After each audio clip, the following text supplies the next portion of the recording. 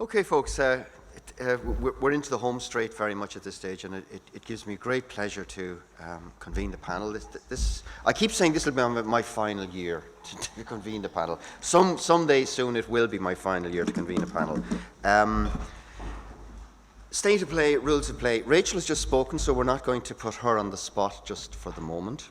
But then each of the other panel members will be invited to speak for about 5 minutes, 6 minutes or so, to respond to the general theme of the conference in the first instance, and then to offer their take on the experience of actually having been here and what their takeaways will be and so on.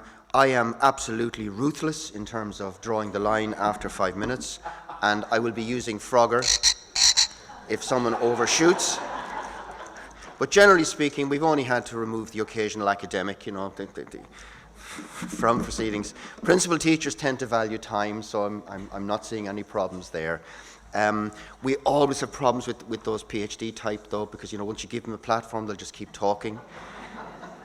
So we'll be watching out for that. Okay, without further ado, let's kind of cut to the chase of this. So we've had a lovely series of provocations, and Rachel's was indeed a provocation to take us into the final stages today. So the opening challenge, as I say, is to ask each of the panel to respond. Now, because it's kind of casual, we're not going to start moving around and stuff like that. We'll just speak from where we are, if that's okay. When each person has had their chance to sort of say their 5 minutes, and we will then open directly to questions from the floor. So you're very welcome at that stage to direct your comments at an individual panelist or to the panel in general.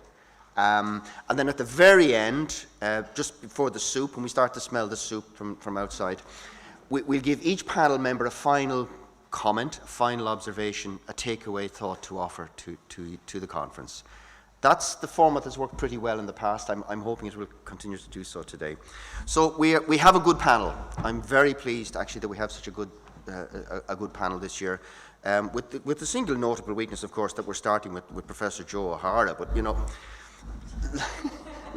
life goes on.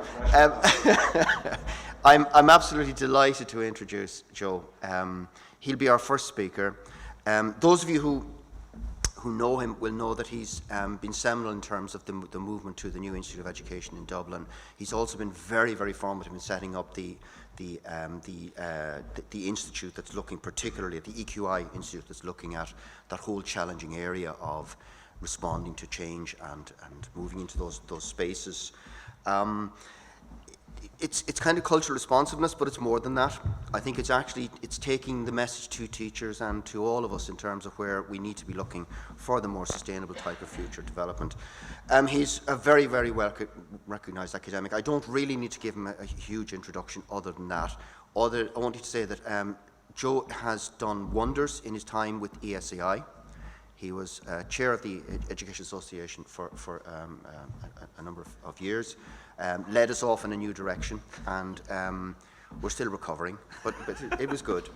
And since then, he has moved on to other things, and he's now the chair of the European Education Research Association, and is a very good chair, to be perfectly honest about it. He's moved a lot of things along in that space as well. Joe, that's I suppose, what I would say. There's loads of other things. He's been involved in teaching council. He's been involved in cultural associations and so on in Ireland. He's a teacher educator, and that's probably the best I can do in terms of a compliment. Joe, it's all yours for 5 minutes. Thank you. Then the frog will shout. Okay. Thanks, Conor. So many thanks for the introduction, and it's always nice to be back in SCoTENS, a very enjoyable place. When I saw the theme, what I wanted to react to was the idea of the new normal initially, and then to move on from there.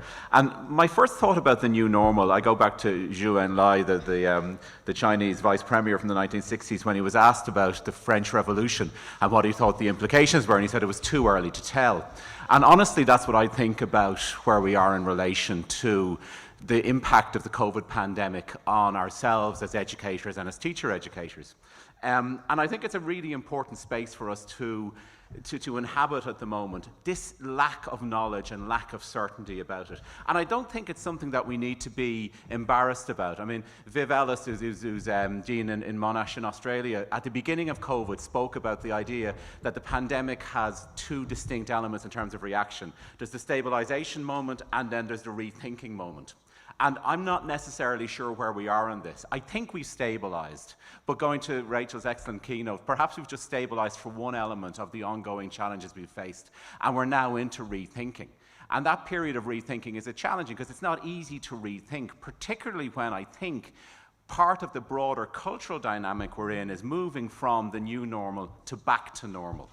And I think you see that everywhere, whether it's the way we're traveling again, the way we're entertaining again, the way we're just working again. There's an enormous systemic and cultural pressure to get back to normal. And that's a huge challenge for us when we want to try and do things differently based on our experience.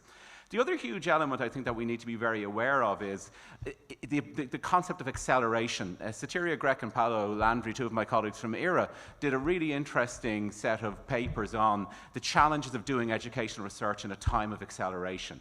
And I would add to that the challenges of doing educational policy or educational practice in a time of acceleration. And Rosa from 2013 talks about speed being power. And so there's this interaction of power, acceleration, doing things quickly, getting things done now because we have to, and not necessarily having that space to reflect and think about, to rethink. And I think that's really important. And then you've got the whole sociology of instability. So Eric Manges at the recent ERA conference spoke about how we're in a period of living in less stable ground. And based on Rachel's input, perhaps we'll never have stable ground again. So what does that mean in terms of our practice as teacher educators and as we think about normality? So I think one of the things we need to seriously think about is how do we create time for ourselves as researchers, practitioners and educators to think about what's going on. And the second thing I think we need to insert into this, and I think Rachel put it brilliantly when she was talking about her own projects that she was involved in, is the idea of trust, and trust into professionalism and the knowledge of the educator. And I think a few things that I would draw from, and these are things that I'm drawing in a very imprecise way because I really don't think we know yet. I think the first thing, and it goes back to Kathleen's keynote yesterday, COVID showed us the power of the agentic teacher or the agentic educator. The teacher who, despite all the challenges that were thrown at them, were capable of transitioning almost immediately to an incredibly novel situation and an incredibly novel set of challenges.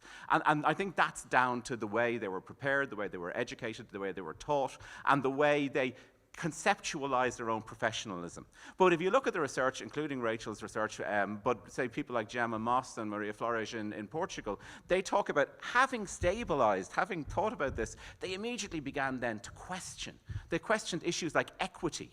Like COVID showed inequities in our education. It didn't create them. It showed that what was there, and I think we need to be very careful about that. And teachers, any of the research that I've seen emerging in relation to this begins to demonstrate that. So I think that's really, really important that we begin to think about that and think about trust. The second point, and this is a half-formed thought from myself, and Rachel has done a full project on it, so I'm embarrassed to say it beside her, is the idea of permeability in educational spaces. So COVID showed that whatever walls were there, whatever barriers were there maybe for engagement and thinking about who was involved in education, COVID broke them down. And whether that be that the fact that education happened at home or the fact that different voices were heard within education, it profoundly challenged us and it challenged the way we think about it. A very quick example of that is the enormous power of voice and student voice around the assessment controversy and conversation in the COVID period. Throughout Europe, even throughout the world, students suddenly had a very powerful voice and were saying we need to change the way we're going to be assessed in high-stakes examinations. And we're still seeing the spooling out of that now, and not necessarily something that all of us professionals want to hear. And that's a really interesting challenge as well. So voice is the second thing.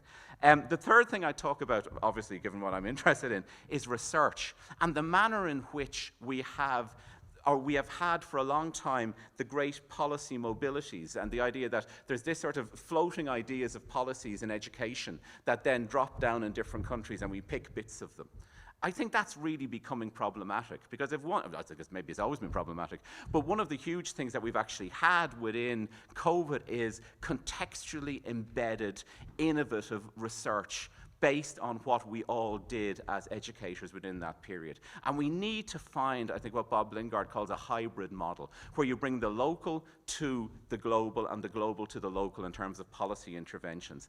And we bring new voices. And particularly, I would argue, linking on to Rachel's second part, voices of the South. Because the voices of the South, people living in the South, are dealing with the climate catastrophe in a way many of us haven't done yet. And they're coming up with solutions. Ameliorations, maybe not solutions. So we need to think about that, and we need to work out how do we involve new voices and different voices in research. And I'll finish, Conor, I know I'm at 6 minutes, but I'll finish with going back to Zhu Enlai. So he answered the question, somebody asked him a question, what do you think about the French Revolution? It's too early. The next year he said, well, hang on a second, that's not the question I was asked. I was asked, what do you think of the student revolution in 1968? So I think that one is too early to answer. So perhaps what we need to do is make sure we're hearing the question right before we try and give our answer. So thank you.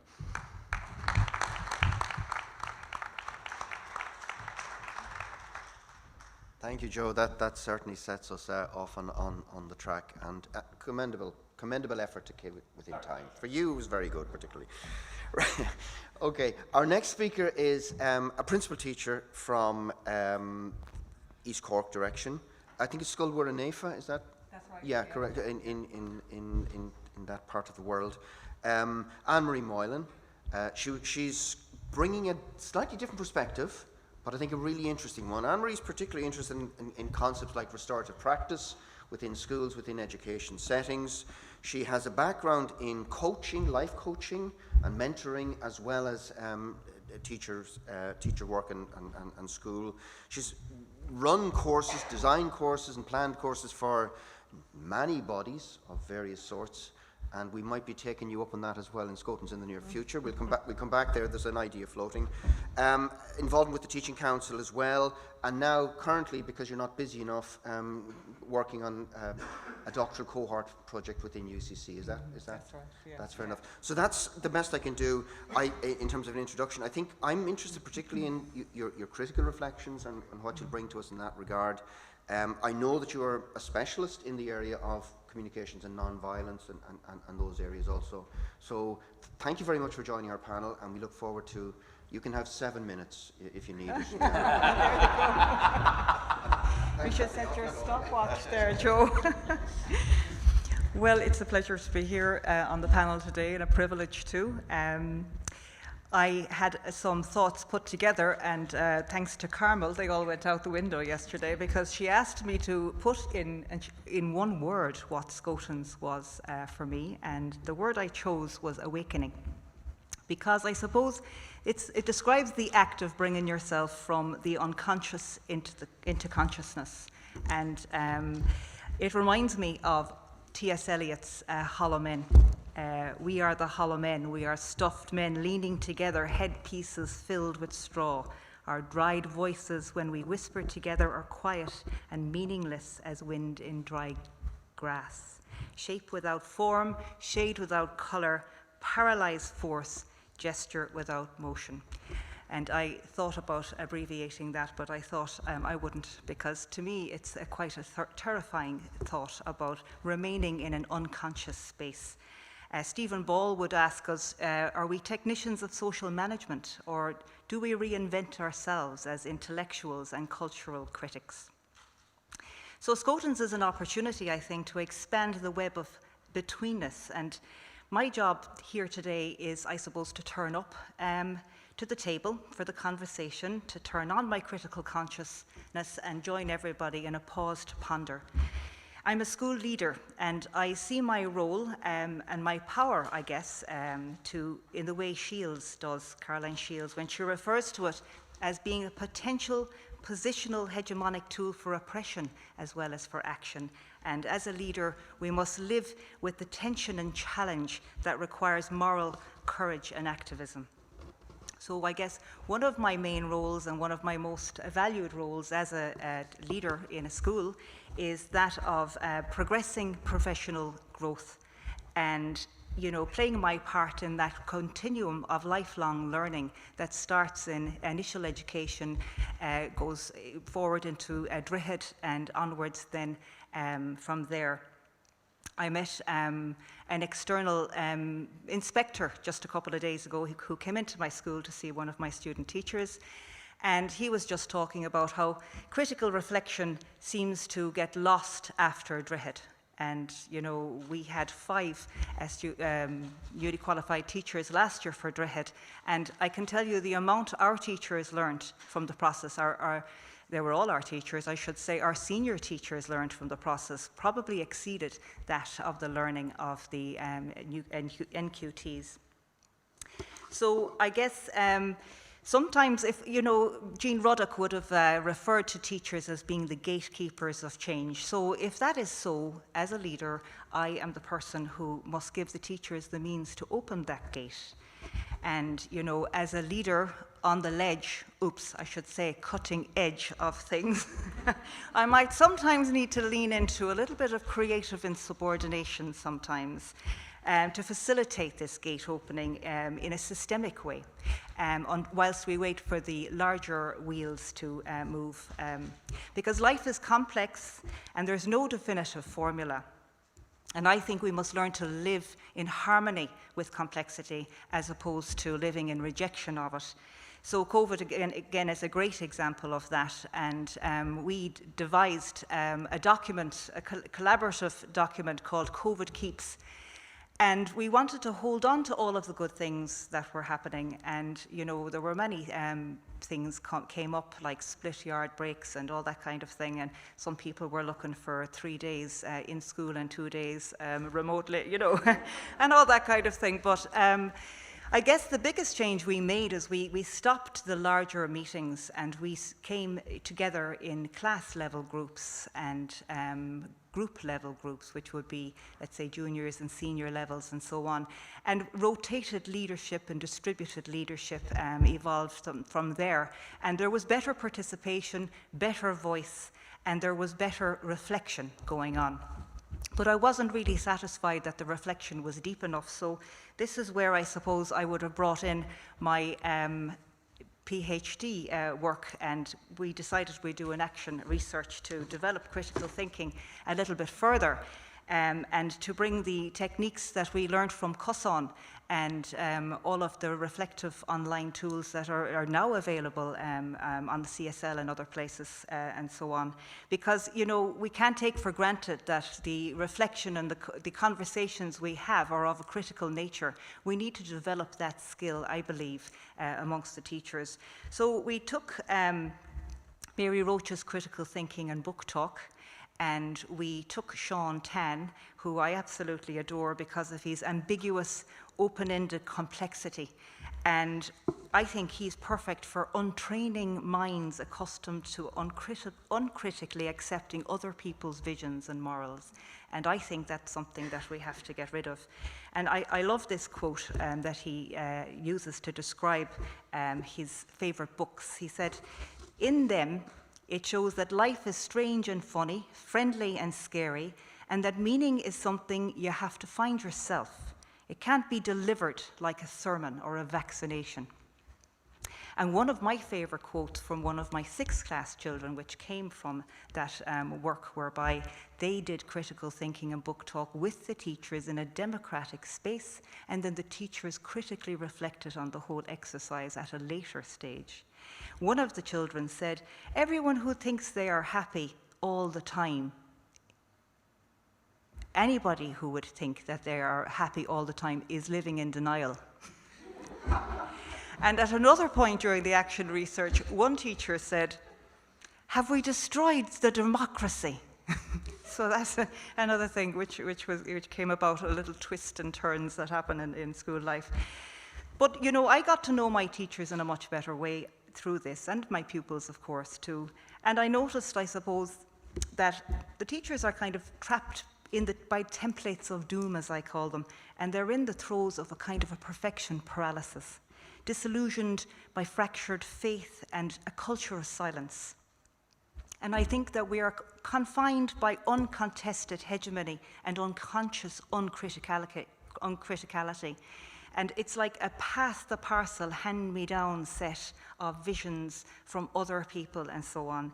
So I think that critical reflection and collaborative critical reflection is something which needs to be embedded so that we can continue to have conversations and to remind ourselves about praxis and lived values and so on. So complexity. What we discovered was it's not a curse. It's actually a blessing and an opportunity to see new possibilities. And it is the universal predicament of the messy mortal humanity. And it's a portal for professional growth and personal growth, because we all know there's no pain, no gain without pain. Did I say that the right way around? And honing in on our identity in the way that Denson would have us do so, not in the who am I, but the when, where, and how am I. And embracing the skills, as I said earlier, of critical reflection and collaborative critical reflection and reflexivity, and the learning, the deep learning, and the peer learning that comes from that. Adopting a disposition of curiosity, humble governance, a positive error culture, and our COVID keeps, which for us have really grounded us and have become a North Star in the midst of the competing demands that threaten to already overwhelm us. So it keeps us centered on our core purpose of education and values the pedagogy of the interior, where we can continue to be awakened and use our voice to turn up and turn on and pause to ponder. Thank you.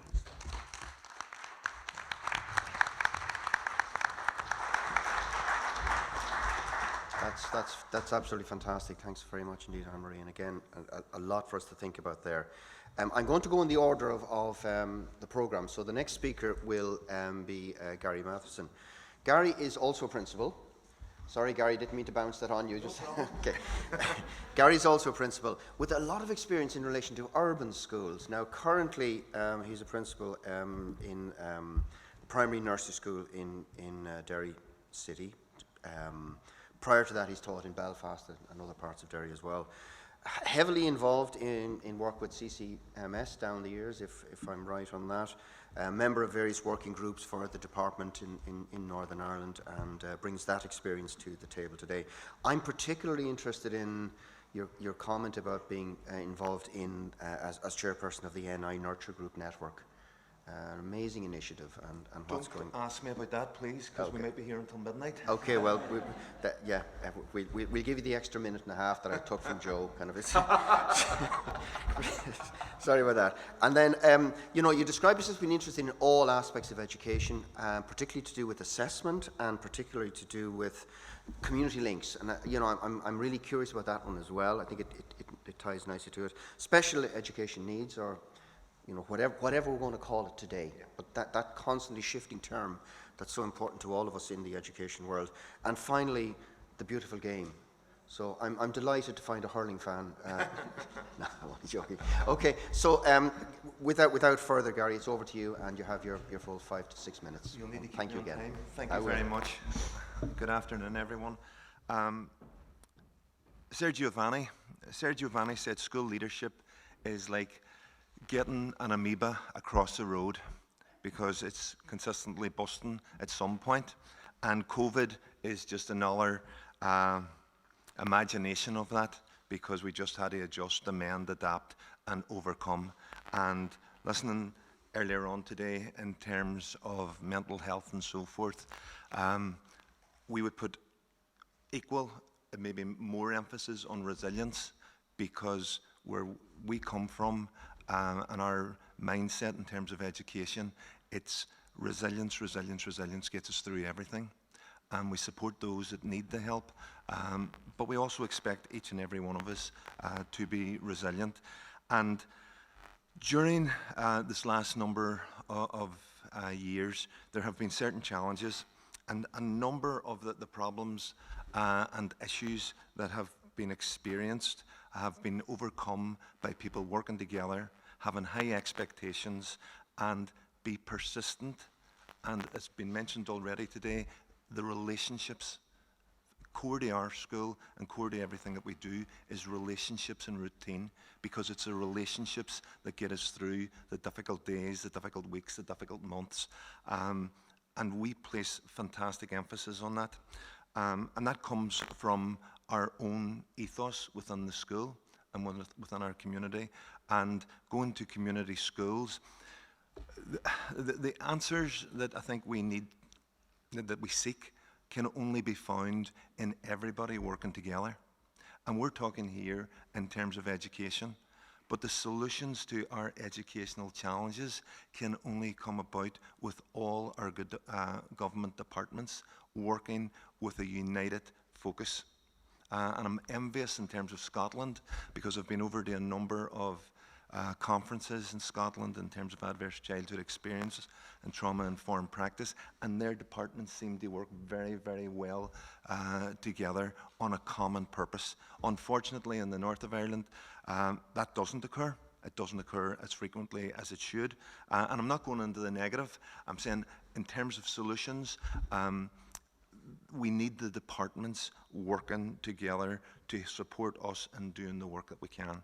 And we're very, very privileged, as is everybody in this room, because we have an opportunity to change lives. We change lives every single day. And we do that by catering for the needs of the children within our communities. We operate in an area of high social deprivation. It would fall into your day school aspect. So during COVID, huge amount of challenges, but a fantastic amount of support for the children and families in greatest need. So in order to meet the challenges that our children face in terms of learning, in terms of attendance, in terms of their emotional well-being, we've established a nurture unit. Nurture education is fundamental from our perspective in terms of catering for the diverse need and providing that social inclusion that we all aspire to. In terms of beyond that, we also, this year, we've just introduced not an ASD unit, but an early education support unit, because that has been driven by the needs of our children. There's a huge increasing number of children, not just in our school, but across the north, experiencing or being diagnosed with ASD or ASD symptoms. And they need a different type of support. So it's incumbent upon us to provide that support, and then we really rely on our partnerships across the system to enable us to deliver to the best we can. And that's why, in terms of teacher education, looking forward, because I believe very much in what Covey said in terms of circle of influence and circle of concern.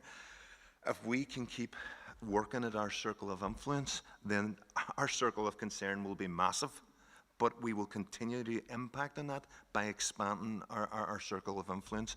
And in terms of developing young teachers and in terms of teacher education, I think that it's vital that we prepare those people for the future. First of all, the privilege that they're getting to change lives, to work with young people and their families, and to bring those young people into being great contributors to society and to have healthy, full, valuable lives. So I think in terms of teacher education, what we need to be looking at is the challenges that they face, the challenges that they will face. The explosion in special educational needs, massive, absolutely massive. And that's something that young teachers coming into schools have to cope with from day one. And it is a big, big challenge, and it is ever changing. I'll give you just one statistic. In our school, for 25 years, the number of state-admitted children would have been about 2%, less than 2%, 1.5, 1.6. Today, it's 8.2. By the end of June, I'm quite sure it'll be near 10%. That's ridiculous. But we have to cater for it, because that's our community, and we must adapt and change. So the young teachers coming through, they need that. So this is me re-engaging. It's also doing a wee bit of reconnecting. But also, what is something that is on the horizon, and it's actually here, but it has been on the horizon for a significant period of time, is that we have young teachers coming out and progressing in the middle career. but they don't want to step into the leadership roles. And that is a big problem for our society moving forward. In the past, for vice principal roles, principal roles, you would have had 12, 14, 20 applicants. I remember for my first teaching job, there were 80 applicants. Now you're looking at huge schools, maybe 2 people applying for posts. Some schools with middle management positions being left unfulfilled. And that there has a detrimental impact on what we can do to the children, or what we can do for the children rather, and also in terms of the leadership of the schools. So it's vital. I'm not sure, I haven't got an answer in terms of how we support that within initial teacher education, but it needs to be addressed in some way, because your children or your grandchildren will be in schools in the future, and we need the highest quality of leadership in our schools. And we also need the young teachers coming out supported. Look, all jobs are doable. All jobs, and I say jobs, all vocations can be fulfilled. And that's what we need in terms of moving forward. I really do think that we also need to be frugal. I agree 200% in terms of that, but that frugality must come by smarter working. It must come by our departments in terms of education, using the resources that they have to get the best outcome possible. So for example, we're a community school. We have a boxing club in our school. We're trying to develop a 4G outdoor facility which can be used by some people involved in the beautiful game, but also by the local community. However, our department in the recent past set up public partnership working, which when the companies built the schools, they only allowed community access for 4 hours a week. How ridiculous is that? The school resource should be a community resource, which can impact in terms of relationships. It can be a support for families. It can get, so with Slimming World and Boxing Club and Irish Dancing and so forth. That's a great resource, but it has to be at the heart of your community. It can't be away outside your town or outside your village. It must be at the heart of the community, but the school as heart of the community must be opened up to the community. And that's why we need the support of our departments. And we need other agencies working with us on a consistent basis. So COVID has been a great time of reflection. We weren't closed, we were open all the time. The children that needed it most were in our schools. The children that didn't require our support were online. But thankfully now we're beginning to see a return of some normality, keeping the best of previous practice, but also recognizing that there will be future challenges down the road. There will be significant issues coming down the road. But we need to develop the resilience of our young people. We really need to develop that, because we do get our school refusers. We do get our children who have very poor attendance. And it's because the parents, and some of the parents, haven't got the resilience to manage that and get the children involved and get them re-engaged in education. We can do all we can, but we need the support of others to achieve it for our communities. And I think I've skipped. Do me time? Yeah. Sorry. Thank you.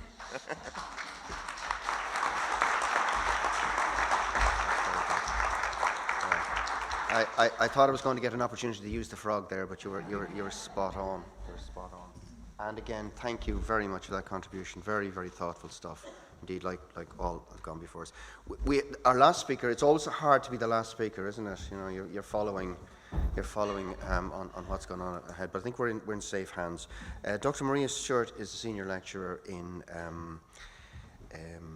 Stranmillis University College in Belfast, and has a range of experiences that she's going to bring to our conversation. 20 years as a teacher, with a lot of it spent dealing with exactly the sorts of issues we've been hearing about in terms of special education needs and provision. That will, I think, come to the fore in terms of what you can offer us. I'm also particularly interested in the fact that you've been working in this homeschool partnership area as part of your doctoral studies and so on, and I'm sure you'll have a few points to make about that. That's come up a number of times, hasn't it, over the last couple of days, and the need to look at that as a particular area. It might be something that we probably need to spend a bit more time on in SCoTENS in the near future. So research interest that includes, as I say, SEN or as I say, whatever we're calling it today, additional learning needs.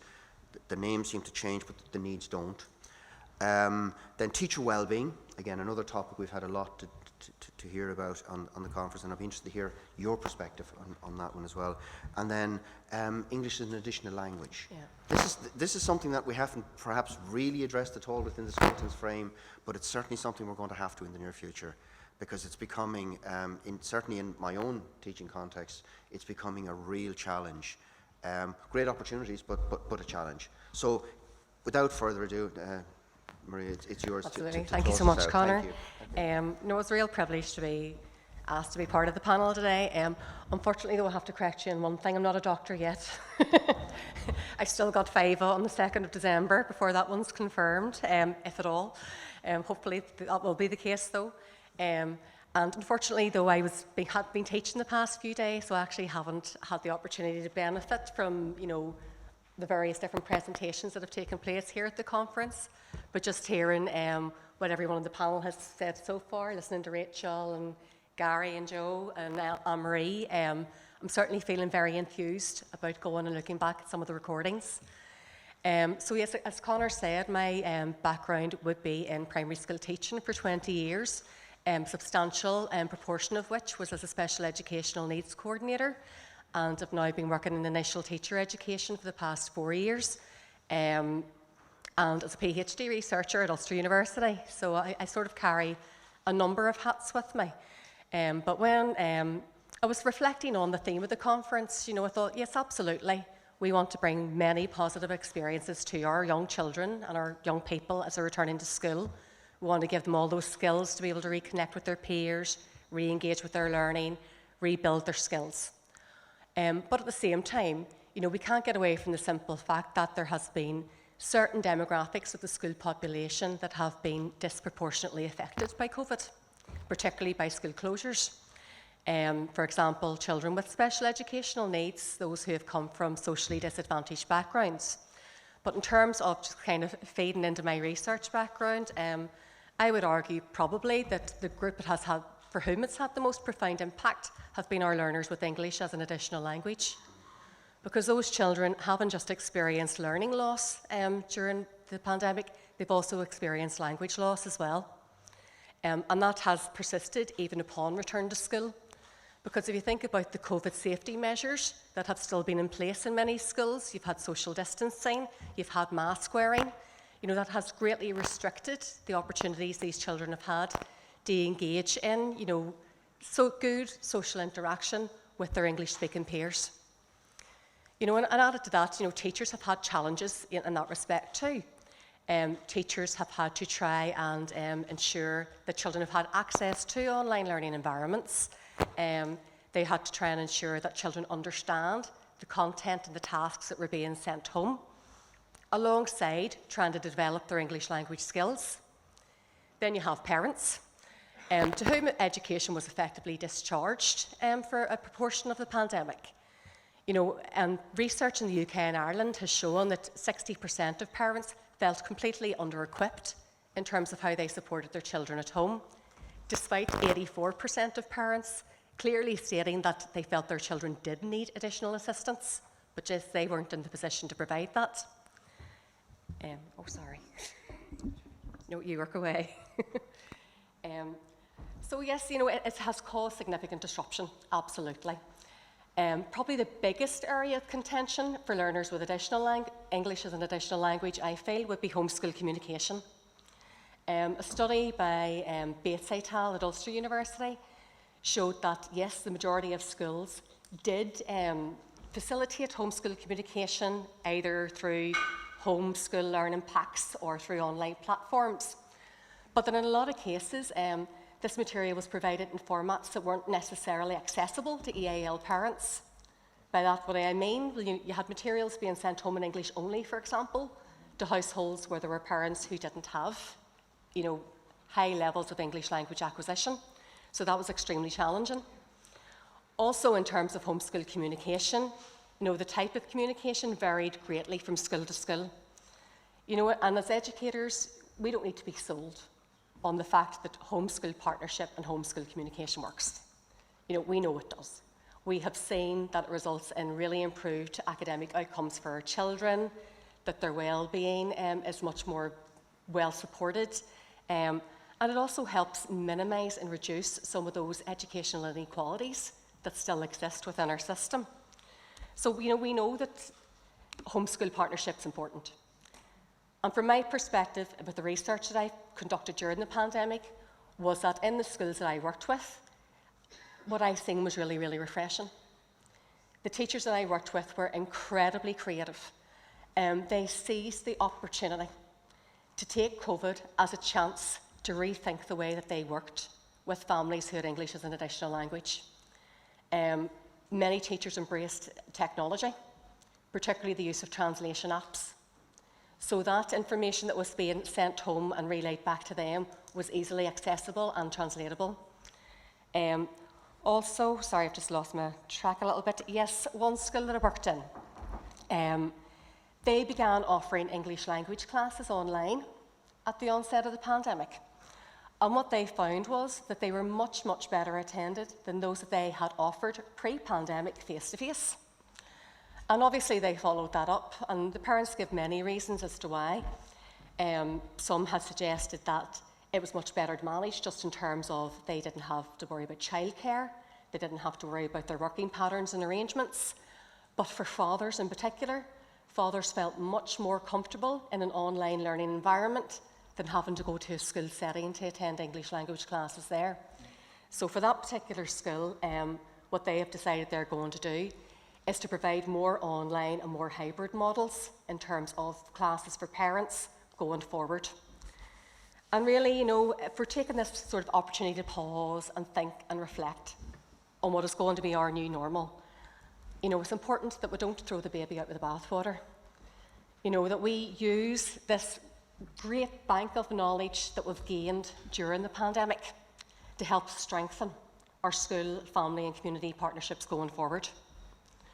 You know, parents are our crucial partners in education. So yes, we use what we've learned from the pandemic, but in a way, we also need to get back to the basics too. You know, now that we are in school environments where, you know, the doors have opened up again and there's more face-to-face happening, you know, we need to get back to just building and re-establishing and maintaining those relationships with our parents. So in terms with our parents who speak English as an additional language, you know, we need to make that extra effort.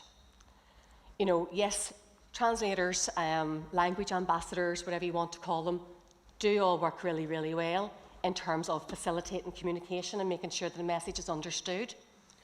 But at the same time, you know, I'm no linguist, but speaking to your parent with English as an additional language directly, making some kind of effort to communicate with them in some way, even where there isn't that shared language. You know, remembering as well that our school doors revolve. You know, we can go out as well as people can come in.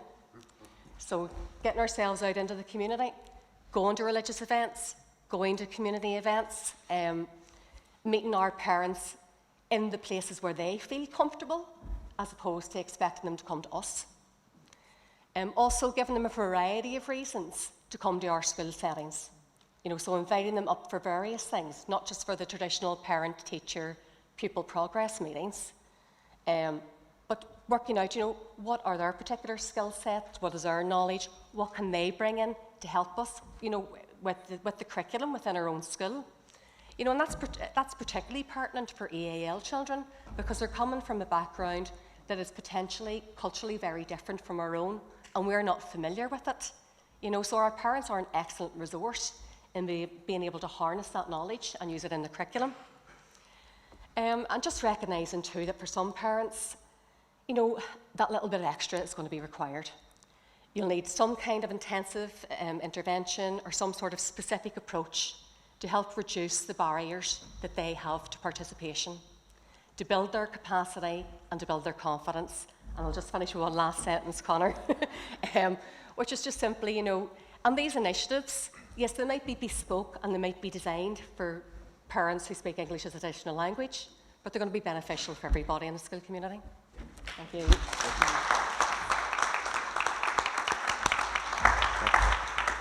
And that's a lovely note to finish on as well. Questions, comments, observations, please, folks, to individuals on the panel or to the full panel. There are roving mics. If you wait long enough, people will have to run from one side of the room to the other, but don't feel bad about that. Not joking aside again. Seriously, questions to the full panel or to individuals, please. And we have a few minutes, I think, before we need to shut the shop. So over to you. Identify yourself, just let us know who you are, and then fire a pretty direct question at the panel. There's a fiver for the first. Okay, Mags, I owe you a fiver. Yeah, okay. You see, I'm married to a cabin man. I just want the panel for a minute. I worry about the word the new normal, the two words, the new normal, because I worried about the old normal and what is normal. So before we call them old and new, just the normal itself, what is normal? So are we sticking with this new normal as a term, or where are we going with it? Not really a question, Conor, it's more of a challenge, but anyway, there we go. Well, I'm glad it's for the panel and not for me. Anyone like to take that individually first? Or yes? Shin shin.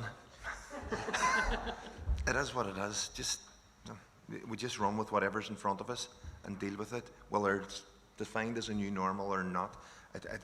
The children's lives every day are different. Circumstances change very dramatically. Some people's lives can be in turmoil 1 month, and then 3 months down the line everything is settled down. I had a mother in front of me on Monday morning first thing. She was in bits, and for her something changed over the space of a weekend, and it totally transformed things. We deal, we support, and we journey with, and I think that's the best that we can do, and I wouldn't get hung up in the language. Probably no normal might be a better one to use. I just to slightly disagree. I think, I totally accept what you're saying, but I do think there's a power in language. And I think there's a power in concepts, and who controls those language and concepts has power in education as well.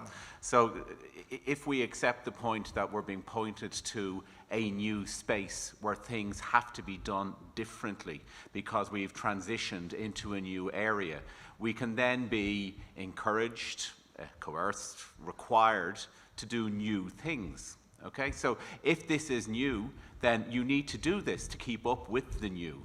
Whereas if you can say, well, actually, this is my practice, as Gary has just said, this is what I do, and this is why I think I should continue to do it, that gives you more power in that dialogue. So I think we need to be careful about the way we ascribe language to policy and the power that gives those who come up with the language to direct policy. So I'm not disagreeing with the points, I'm just thinking we don't ignore the linguistic world we work within, because it can be used in ways that imposes requirements on us that we might necessarily need or see the need for. Well, I suppose there's that tension with the word normal, because then we're expecting certain things from people in certain ways. But I take Joe's point that we maybe do need a way to talk about what's happened to us and where we're going, and describing that things are different now. But I think the word normal is always a challenge. Thank you. Excellent question, good responses. Thank you, colleagues. Next brave soul. Is it a tenor now? It's a tenor this time, yeah. Okay. God, I'll be broke. Or dinner with Conor.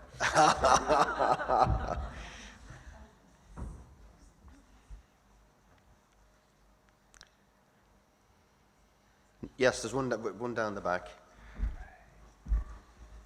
Eamon, it's over to you. Thank you. I did just wanted to continue that last point. I would encourage a move away from the term normal. It's what I was talking about all morning, so I have to stay, because it implies a value judgment. And once we say normal, we're putting a value on that. And we can talk about achieving a new space, a new paradigm, but normal carries with it huge problems. Thanks, that's all I wanted to say.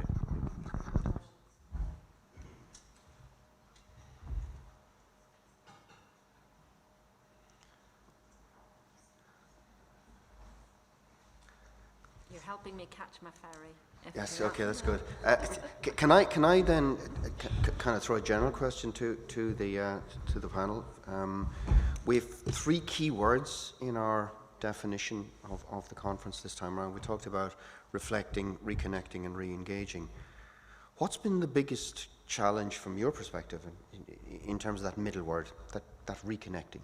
What have you had on a personal level or on a professional level the most difficulty reconnecting with over the past while? And it's not mandatory, but I really would like to hear your thoughts on that, folks. Well, I've sort of been hibernating since March 2020 till May 2022 because I had the shield for one of my children. So we were sort of, shield, totally not going out until June 2020, and then being very careful just because of a health condition they have. And so for me, the reconnecting has been difficult. So only last Wednesday was the first day that it felt like I was at work before the pandemic, because I was in all day teaching and had face-to-face meetings. I was on a union stall at lunchtime. It felt just like a normal, just felt like an ordinary, usual day. But I realized how I've just got so used to working at home, and that's my safe space. So it's almost a challenge to come out of that hibernation. But I feel really sorry for my new colleagues, colleagues who've joined in the last 2 years, because I know how much we learn informally from each other in the corridor or, at queuing up for coffee. So I feel bad, but for me, it feels nice and safe working at home. Would be. Yeah. Thank you. Conor, I would like to come in there because I think it's an issue for the system, for want of a better term. In terms of the reconnection, what we've experienced at a school level, and it isn't local to our school, is increasing demands for flexibility from staff. Also, a different mindset from staff in terms of That's across the full range. It's not like just the younger staff or the old. It's the full staff. It's across the range. Right, okay. And the problem with that, when you combine it with what's actually happening, I don't know if it's happening down south, but certainly in the north, there's an increasing number of young teachers going to the Middle East to teach and staying there. And so therefore they're not tying into their local communities the way they would have done so in the past. And then when that's combined with increasing numbers of people looking for flexibility, it impacts on the routines and relationships that you can establish within your school. Yeah. So for me, that's a concern moving forward.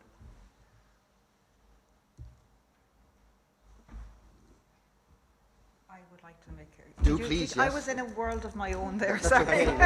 I was just thinking about, I find it hard to reconnect with my memory of what happened before COVID. I don't know, does anybody else find that? Yeah. But we've become so used to being extraordinarily creative and innovative that I could sometimes forget, jeepers, I have a fairly good plan that'll do me here. I don't have to create it from scratch. But that's kind of good as well in a way, because I suppose, if we could see education as a cycle of deconstruction and reconstruction, and really that's what it is, and that allows us to live in that kind of complexity of working from where we're at, or working from what we consider to be a replacement for the word normal or whatever. I think that is a good space to be in, but I'm not sure if that's a very good answer. I think it's an excellent answer, yeah.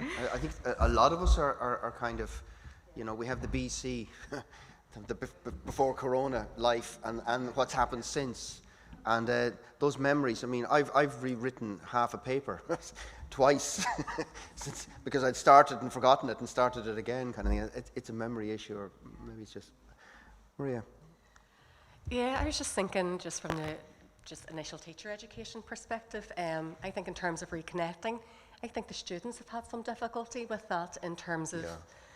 I mean, I've noticed a marked difference in terms of collaborative and group tasks. Yeah.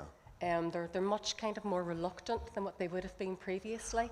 They probably don't have the same kind of level, I feel, of negotiation and social interaction skills that they would have had beforehand.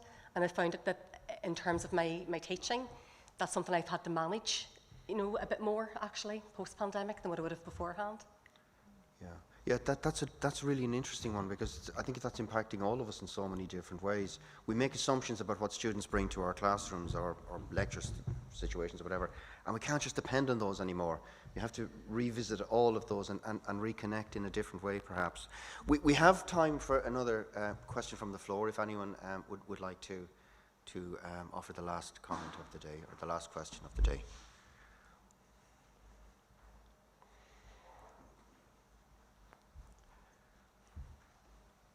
Definitely, I'm not doing this next year.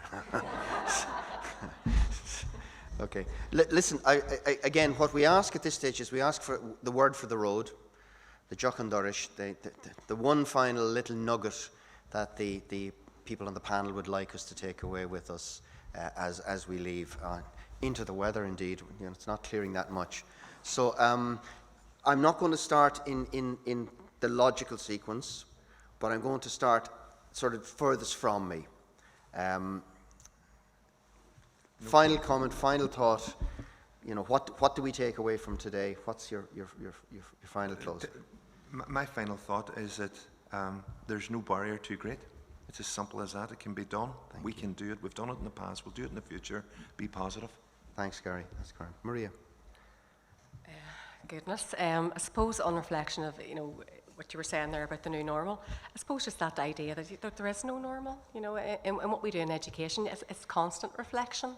It's constant, you know, review of what we've done and trying to improve. Because if we ever get to that state where we feel that, you know, we've reached the pinnacle, then we're probably in the wrong job. Absolutely. Thank you. Anne-Marie. I guess what we've been trying to do is to move away from the what and the how, and you know, embrace this kind of conversation we've had here over the last couple of days of looking at the why and the why not of things. Yeah. Brilliant. Joe, thank you. Trust. Trust ourselves, trust who we are, trust what we know, trust who we are together, be confident in all of those things. Taking from Rachel's excellent keynote, the future is going to be complex, difficult and unstable. And for us to maneuver our way through that, we need to trust that we can. So trust is my word. Thanks very much. And Rachel?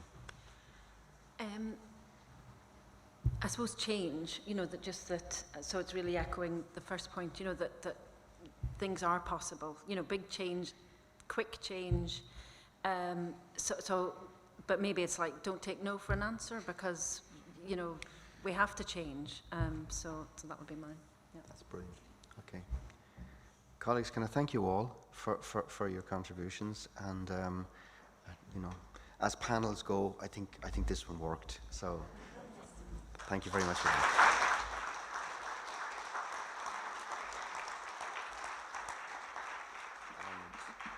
At this stage, I'm going to hand back to our co-chairs, but I think it's the Southern co-chair that's closing out for this. So Dr. Maria Campbell will now take her place on the stage. Will we stay where we are, Marie? Is that okay? Yeah, okay. Thank you. And off we go. Thank you. Yeah, please, Rachel, go a ferry. There's a ferry involved. I've got a here. ferry at 3:30 in Belfast. So I forgot to use my O-level Irish earlier, so Guramagat. Take care. Wonderful. Thanks again. I won't keep you. I'm conscious of people travelling and I'm conscious of lunch. I just want to do the thank yous at the very end, which I feel are really, really important. So I'm going to start initially. Our thanks go to Minister Foley from the Department of Education in the south and Alison Chambers in the north. And for me, the fact that they opened and were here and attended, it was an acknowledgement and an affirmation of the work that all of us are doing here. So that I wanted to state. Secondly, to all the presenters, to all of you who presented at our parallel and breakout sessions, for the stimulating conversations, for the questions you raised, and that I really feel the conversations are going to go on long after the SCoTENS conference, and I hope they do. Sincere thanks to all of you. Our two wonderful keynote speakers, what can I say? Again, I say, how do you do justice to Kathleen Lynch? She challenged us. For me, it was to stop, think, act, consider how we individually and most importantly collectively can make the world a better place. Can we strive towards being ethical agents? Super work from Kathleen. From Rachel, who's just left us, again challenging us to think about, how do we empower new teachers, be wary of demand-driven education, be environmentally aware, and then act accordingly, and look forward. Our doctoral students, I have to say a huge thank you to you. Your enthusiasm and your energy every year is absolutely wonderful for all of us to experience. You are so welcome here, and I hope you continue to join us along your professional journey. To the coordinators and directors of school placement who came to the SCoTENS conference to work together to reintroduce our new face-to-face or in-person placement, we're delighted that that's up and running again. Apologies again. Yes, to our going back to last night, to Owen Duffy from the Shared Island Unit. Again, affirmation from the Office of the Taoiseach of the work that we are all doing, that all of us are involved in, and to the two wonderful projects, the Buddies Project and the Share Project. Great to hear that, great to hear you sharing, and again to know that that work will be continued in various iterations. What a way to finish up with our wonderful panel. Absolutely super. Huge thank you to all of you. You've left me with so much food for thought. I think the conversations at lunch and beyond really will be, are and will be inspired by all of you. To the people behind the scenes that you don't see, or you may not see so much. Our tech support people, absolutely wonderful. Slack Press Studios from Newry. I really can't thank you enough for what you've done, and maybe admonish you a bit for some of the pressure you put some of us under in those short recordings, but a huge thank you to you. To our photographer, Ger McCarthy. Ger, again, discreet, lovely, wonderful. Caught a lot of us eating biscuits quite frequently, but that's neither here nor there. To the hotel staff, who really couldn't have been kinder and nicer to us and were most obliging. Nearly there. The people I really want to do a huge thanks to are people that you may not see, but are really a wonderful group of people, and for me it's a privilege to work with. It's the Committee of SCoTENS, all of which are volunteers and who are on numerous subcommittees and give endless hours. So I'd like to name them if you don't mind. To my wonderful co-chair from Northern Ireland, Dr. Gabrielle Naguir from St Mary's University College, Professor Cathy Hall from UCC, Dr. Noel Purdy from Stranmillis University College, right beside me Dr. Conor Gall from UCD, Dr. Pamela Cowan from Queen's University, Des Carswell from Mary Immaculate, but who's representing, as a member of IFOT, is representing all the Southern education unions. Carmel Cairns from the Teaching Council. Carmel, thank you again as well. Associate Professor Lorraine Harbison from DCU, Dr. Shauna McGill, and with my glasses I can't see in the distance, Shauna from Ulster University, Dr. Julie Nichestela from Marino Institute of Education.